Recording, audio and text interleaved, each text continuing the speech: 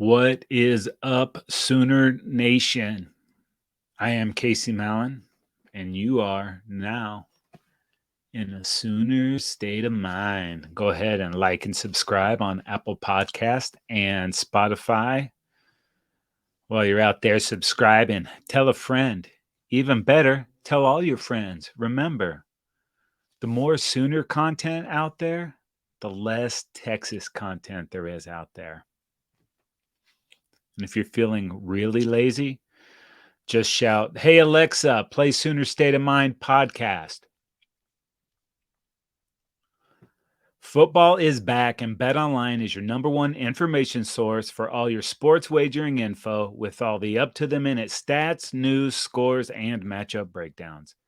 Get the latest game odds, spreads, and totals from the NFL and college football at your fingertips with BetOnline's real time updates on statistics, news, and odds. From week 1 all the way to the college football playoff and Super Bowl, BetOnline gives you access to the best football promotions and contests available anywhere online. Head to the website today or use your mobile device to get in on the action. Remember to use our promo code BELIEVE to receive your 50% welcome bonus on your first deposit. BetOnline, where the game starts. Sooner Nation. Did you enjoy the stress-free bye week? I know I did. Easy peasy. Just chilling, drinking my coffee, watching a little football, not caring what happens, just digging, watching some games. That being said, I did really miss watching the Sooners. And even though there were a lot of games early on, there wasn't a lot of great action in that 9 a.m. time slot here on the West Coast. So I just rewatched the OU Texas game. It brought me lots of joy. Spoiler alert, the Sooners won. And it just makes me feel good. Not only the win versus Texas, but the entire season. I am loving this ride. And if I'm going to hell in a bucket, at least I'm enjoying the ride. Especially considering where we were last year at this time. Ugh. You remember what that was like, don't you? How well the season started and then how low it got. Fell off a cliff. Not only that, all the outside chirping. Caleb and Tebow were crushing it for USC. Every Trojan fan in the world was not letting us forget about it. Had to comment on it. Oh, BB's in over his head. He's just a coordinator. You guys are doomed forever. Poverty program. Can't get recruits. You're the new Nebraska. Thank God for the Utes and Tulane. They will always be honorary Sooners, whether they like it or not. Tulane and Utah, got love for you. And I mentioned USC fan talking all their crap. All the outside people had turned on BV. He's in over his head. He's not a coach. His defense is struggling. Offense, blah, blah, blah, this and that. And the worst part was some people on the inside were saying that garbage too. And of course, we were all a little worried. I'm not going to lie and say that we weren't. But we also knew it was going to take some time. We also knew it was going to take some time to get where we wanted to go. It wasn't going to be easy or happen overnight. Don't do a complete rebuild. Tebow gutted this program, left in the middle of the night, taking some of our best players, creating dissension, people questioning the future. I thought it would still happen. I thought we were going to get there. A little shaky, but never lost in the belief that we would get there, that it was going to happen, no matter how bad it looked in the moment. And last year we started 3-0, feeling pretty good. I mentioned Nebraska in a bad way. This was Nebraska in a good way. We went up there and smoked those turkeys, old school style. After that, it was 3 straight losses. A game we were in against Kansas State, got blowed out by TCU, and we got blowed out by Texas. But the worst part of it was a TCU game and losing DG. And that was really where the wheels started to fall off. The Sooners would bounce back, though, find a little grit there. Big wins over Kansas and Iowa State, but then lost back-to-back games by 3 points each. Had a chance in both of those games. Could have won both those games. Should we have won? Possibly. Should have, but didn't. That's football. There's winners and there's losers. After those games, though, we mustered up enough mojo to beat Okie State. And in a down year, that still felt pretty good. Got that big win. But to finish the season, lose 2 more games, both by 3 points each. That includes the bowl game to Florida State. And that Florida State game was the best we had seen the Sooners play since the beginning of the season. But against Florida State, that's a great program with a ton of talent. Had the lead late in that thing, could not finish, could not hold on. Played great, but the same things kept popping up. Fourth quarter letdown, penalties, whatever it would be. Something would happen and we weren't able to finish. But in those games where you can't finish is where you learn how to finish. You know, adversity, it always does a soul well. It's worth it. You go through it, you figure it out, you come back stronger. And as bad as it all seemed last year, it wasn't that far off. We're just not used to that. It had been 98 since we had a season like this. Maybe we lose a game or two, but we don't have a losing season. And it wasn't like we were getting the crap kicked out of us. A couple games, sure, but for the most part, we were right there. Just couldn't finish. Didn't have the horses. And if the horse don't pull, you got to carry the load. Well, this year we got those horses. We have the depth. We're finishing games. Going in at halftime, making adjustments and coming out and dominating. Looks like that's a trend and a sign of things to come, and I sure hope that it is. I think so. And BV coming in, he gave all of the guys a chance to prove they wanted to buy in. Didn't come in and just send everybody packing. He gave them all a chance to buy in and continue to be a Sooner. And then, after an evaluation, he moved out the guys he knew didn't want to be part of it and got more guys in that he knew that did want to be a part of it. And now look at the turnaround. Look at this defense just a year later. How good does it feel to have a defense? You know how long it's been since we've had that at Oklahoma? God, it feels good. I would rather bully teams like that than score 70 and hope that they don't score 71. I like choking them teams out.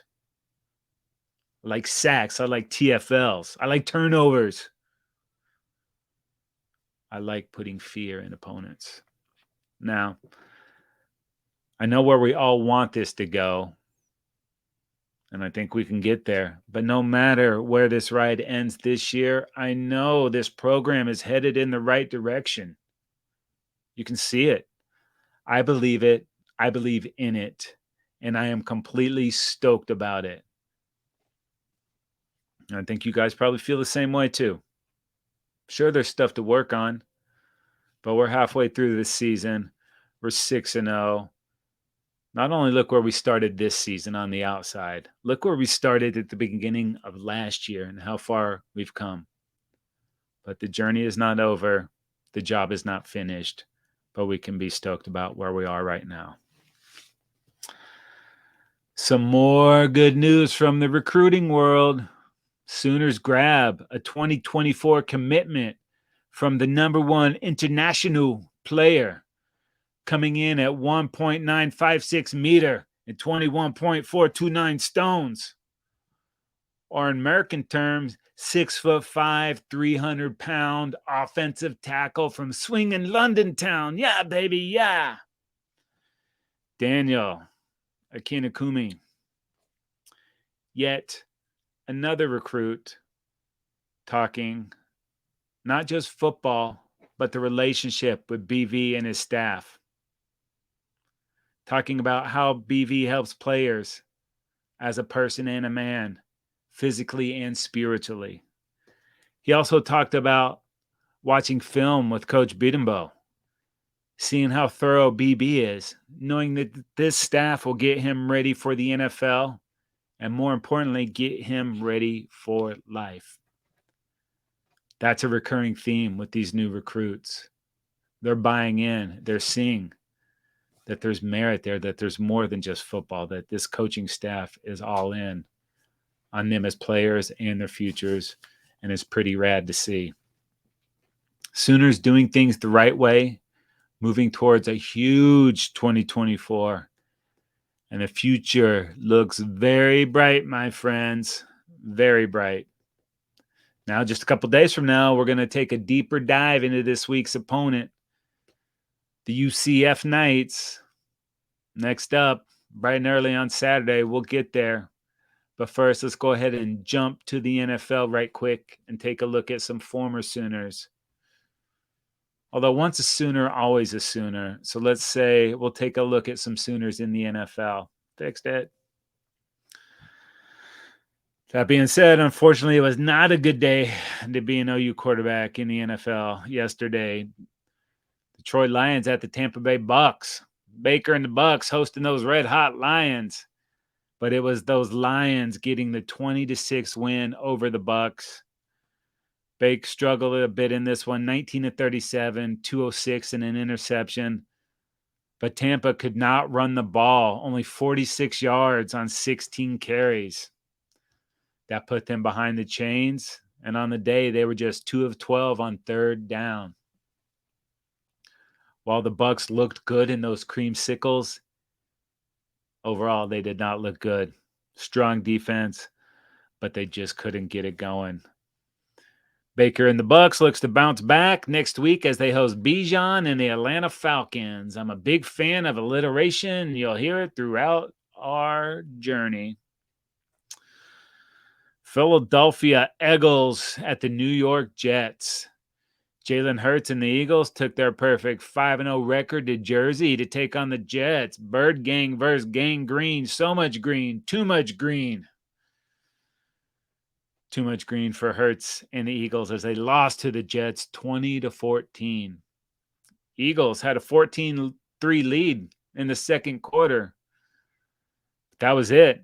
Shut out in the second half. No more points. Jalen, 28-45, 280, 1 touchdown, 3 interceptions. Not really seen him be that sloppy with the ball, and the turnovers really did these Eagles in. -4 on the day. That is a formula on how to lose football. It does not get any easier next week as the Eagles host the Dolphins on Sunday Night Football. Ooh, that ought to be a good one. Now with the Eagles and 49ers both losing on Sunday, there are no more undefeated teams in the NFL. And the football dudes have you covered on a ton of great NFL content. Get on over there and check it out. All right, let's get to college. It's time to go back to school, and I'm not talking about the 1986 classic Rodney Dangerfield comedy. I'm talking week 7 of the college football season, and we had some bangers. Pins and needles, pins and needles. Blah, blah, blah, blah, blah. Some fantastic finishes. Thursday night, Big 12 action. Houston hosting West Virginia. And as the Fighting Pat McAfees went up 39-35 with just 12 seconds left in the game, Garrett Green, quarterback for West Virginia, had time to taunt those Houston fans in the stands. He was letting them hear about it, telling them. Little did he know that 12 seconds was just enough time for Houston to complete the 49-yard Hail Mary to stuff those words right back into Green's mouth and to escape with a 41-39 victory. Ugh. He who laughs last laughs last. If you're going to talk all that noise, make sure you win the game. Ouch.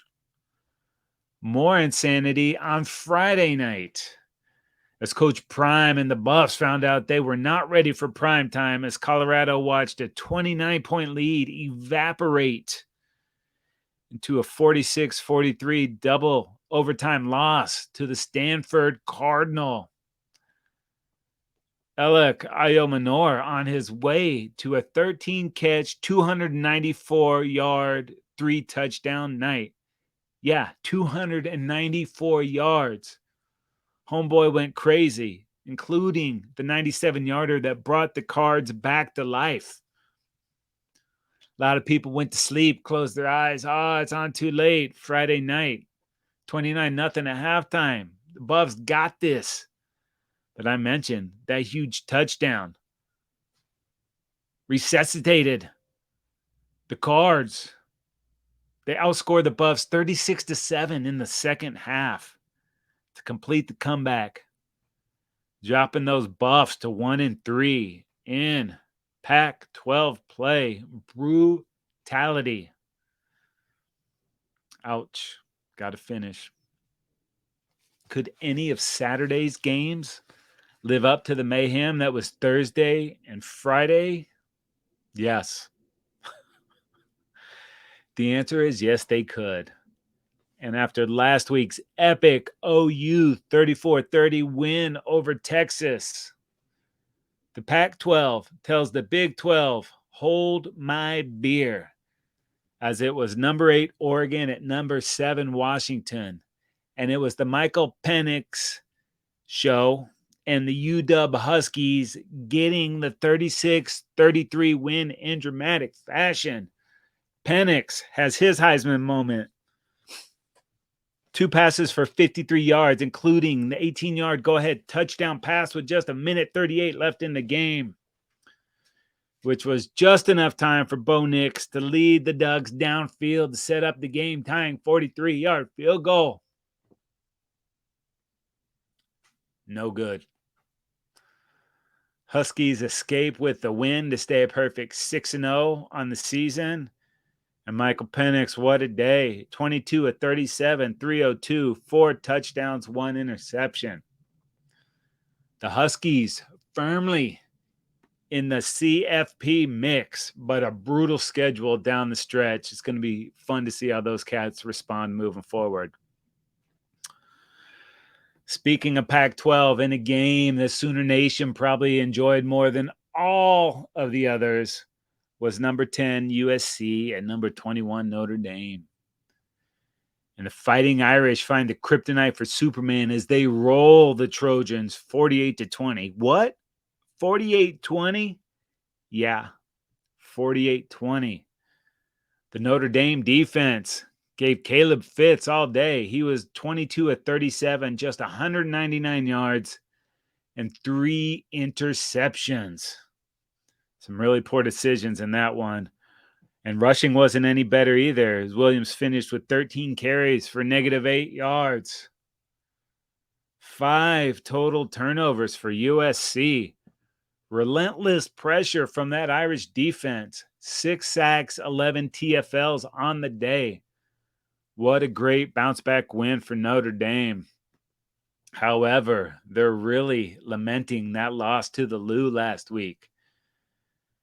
Might be a what could have been for these Domers. 2 wins, or 2 losses, I should say. Probably, most definitely on the outside looking in, unless some crazy town S happens the rest of the way. We shall see. Number 25, Miami at number 12, North Carolina. The Heels way too much for the Canes as they rolled 41-31. Both quarterbacks threw 4 TDs, but May had 0 interceptions for the Heels and Van Dyke had 2 for the Canes. Oh, and Carolina rushed for almost 250 yards. Omarion Hampton going off, 24 for 197. I'm not really a numbers guy, but that's over 8 yards a carry. UNC moves to 6-0. The Mac Attack is back, Jack. What a game. Can the Mac Browns keep it going? See where they fall in this mix. Number 18, UCLA at number 15, Oregon State. The Beavs smashed the Bruins 36-24. The Beavs quietly chomping their way into the Pac-12 mix. Got a big game to end the season with Oregon. They would love to play spoiler, but right now, they're right there too. Right in the mix. Arkansas at number 11, Alabama. The Tide Escape Pod gets out of Tuscaloosa just in time with a very mortal 24-21 win over those Razorbacks. But you know what? We don't apologize for wins on this show. You win and you win. The Emperor sets phasers to stun. You better have just said, wait a minute, that's a Star Wars, Star Trek mashup. If you said it or thought it, you are my peeps, and that is why you are here. And if you're here and I'm here, doesn't that make it our time? Yes, it does. And I appreciate the opportunity to get to spend our time together. Let's do more of that. Deal? Cool. And when we come back in a couple of days, we will be that much closer to an OU game. And you know we will have you covered for UCF at our Oklahoma Sooners. Go ahead and head on over to Bleav.com. That's BLEAV.com. Go to shows, type in Sooner State of Mind, and you are locked, my friends. We have a ton of great shows, every team, every topic, everywhere, Bleav.com. And if you want to watch Sooner State of Mind, head on over to YouTube and search the Football Dudes. You will find us. Sooner State of Mind is brought to you by BetOnline. My name is Casey Mallon. Thank you for hanging out. I am in a Sooner State of Mind.